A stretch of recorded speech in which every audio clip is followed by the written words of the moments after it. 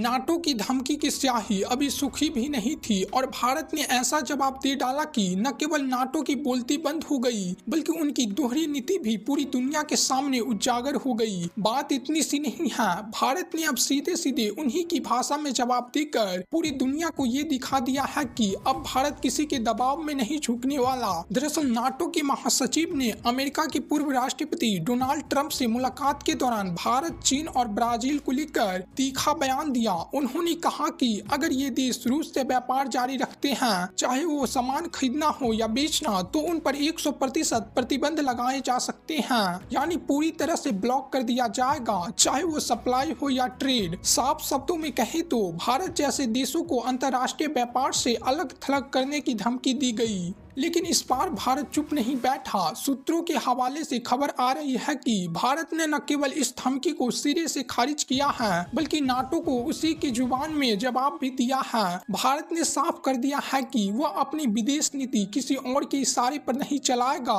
और अगर कोई भारत की संप्रभुता या व्यापारिक निर्णयों में हस्तक्षेप करने की कोशिश करेगा तो उसे मुंह तोड़ जवाब मिलेगा। भारत ने यह भी कहा है कि नाटो और उसके सहयोगी देश खुद तो कई बार रूस से बैक चैनल ट्रेड करते हैं, लेकिन जब बात भारत की आती है तो उन्हें डबल स्टैंडर्ड दिखाता है। भारत ने यह स्पष्ट कर दिया है कि उसकी प्राथमिकता देश हित है और वह किसी की धमकी से नहीं डरेगा।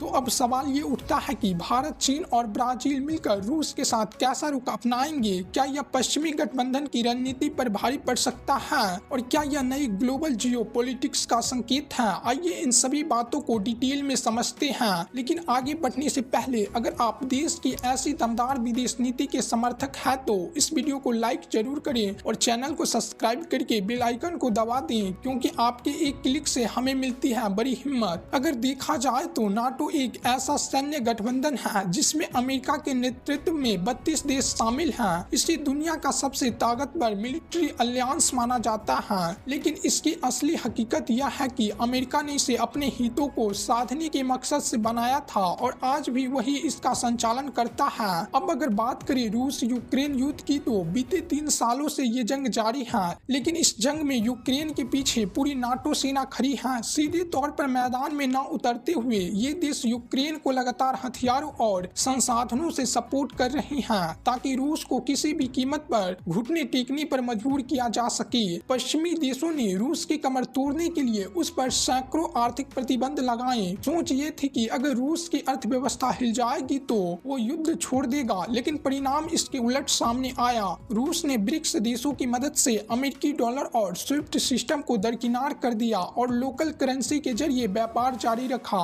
भारत, चीन और ब्राजील जैसे बड़े देश रूस से खुलेआम ट्रेड कर रहे हैं और यही वजह है कि रूस की अर्थव्यवस्था अब भी मजबूत है और वो भी युद्ध में डटे रहने के साथ साथ करारा जवाब दे रहा है। जब सीधे प्रतिबंधों से रूस पर असर नहीं पड़ा तो अब नाटो देशों ने नया तरीका निकाला है, सेकेंडरी सेशन, यानी अब वो उन देशों या कंपनियों को भी टारगेट करने की योजना बना रही हैं जो रूस से किसी भी तरह व्यापार कर रही हैं, चाहे वो हथियार हो, तेल हो या तकनीक। नाटो के प्रमुख मार्क रटी ने हाल ही में भारत, चीन और ब्राजील का नाम लेते हुए एक सीधी चेतावनी दी। अगर ये तीनों देश रूस से कच्चे तेल की खरीद या किसी भी प्रकार की व्यापार जारी रखते हैं तो उन पर 100% प्रतिबंध लगाए जा सकते हैं। यही नहीं, उन्होंने सख्त लहजे में ये भी कहा कि इन तीनों देशों की यह जिम्मेदारी है कि अगले 50 दिनों में किसी भी हाल में युद्ध को रुकवाएं, वरना रूस का साथ छोड़ दें। जैसे ही यह धमकी सामने आई, सबसे पहले चीन ने कड़ा रुख अपनाते हुए इसे दबाव की राजनीति करार दिया, मगर सबकी निगाहें भारत पर टिकी थी कि भारत अब क्या प्रतिक्रिया देता है। और देखिए भारत की ग्लोबल साउथ में बढ़ती ताकत का नजारा।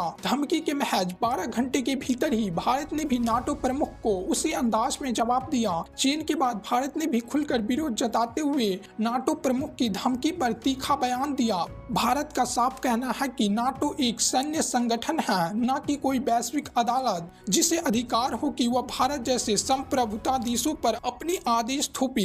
भारत के विदेश मंत्री ने एनर्जी फर्स्ट की नीति पर जोर देते हुए नाटो चीफ की चेतावनी को पूरी तरह खारिज कर दिया। इतना ही नहीं, भारत के विदेश मंत्रालय ने इस पूरे बयान को डबल स्टैंडर्ड करार दिया, यानी दोहरे मापदंड। सुनने में यह शब्द छोटा जरूर लगता है, लेकिन इसके पीछे की गुंज बहुत गहरी है। लेकिन असली झटका झटका तब लगा जब भारत ने नाटो की धमकी का जवाब सिर्फ डिप्लोमेटिक टोन में नहीं बल्कि एक कड़े संदेश के साथ दिया। डबल स्टैंडर्ड यानी दोहरी नीति की खुली आलोचना करते हुए भारत ने बहुत साफ शब्दों में कहा, दुनिया को ऊर्जा चाहिए और हम अपनी ऊर्जा सुरक्षा किसी और की मर्जी से तय नहीं करेंगे। यह शब्द कोई मामूली प्रतिक्रिया नहीं थी, यह सीधे सीधे अमेरिका और यूरोप की उस नीति पर हमला था जो एक तरफ रूस पर आर्थिक प्रतिबंधों की बात करती है और दूसरी तरफ चुपचाप अपने फायदे के लिए रूस से व्यापार भी जारी रखती है।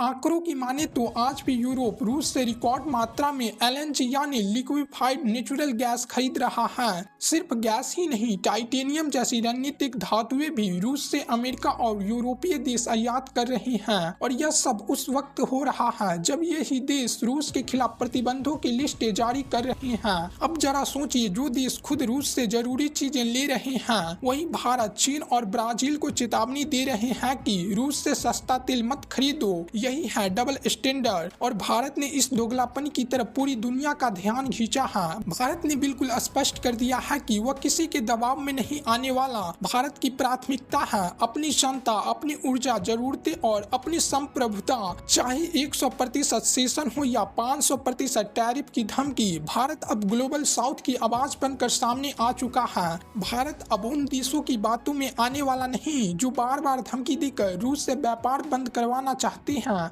भारत ने साफ कर दिया है कि वो अपने फैसले खुद लेता है और ब्रिक्स जैसे गठबंधन को रोक पाना अब पश्चिमी देशों के बस की बात नहीं है। आप भी कमेंट में जय हिंद लिखकर भारत की ताकत को सलाम जरूर करें। अगर वीडियो पसंद आया है तो एक लाइक जरूर करें और अपने दोस्तों के साथ शेयर करें ताकि उन्हें भी सही जानकारी मिल सके। ऐसी ही और जानकारियों के लिए चैनल को सब्सक्राइब करें और बेल आइकन को ऑल पर जरूर सेट करें। जय श्री राम।